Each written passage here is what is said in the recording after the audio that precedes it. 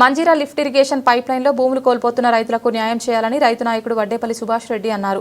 శుక్రవారం కామారెడ్డి జిల్లా నిజాంసాగర్ మండల ఎంపీడీఓ ఆఫీసులో బాన్సువాడ సబ్ కలెక్టర్ కిరణ్మయి నిర్వహించిన రైతుల సమావేశంలో రైతుల తరపున మాట్లాడడం జరిగింది.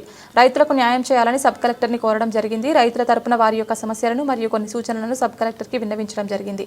అందులో భాగంగా వడ్డేపల్లి గ్రామానికి మరియు అదేవిధంగా 5 గ్రామాలకు ప్రతిపాదించిన పైప్ లైన్ సంబంధించి 2593 ఎకరాలకు చెరువులు నింపే ఎత్తిపోతల పథకాన్ని వెంటనే ప్రారంభించాలని, దానికి సంబంధించిన పనులు తొందరగా ప్రారంభించాలని కోరడం జరిగిందన్నారు.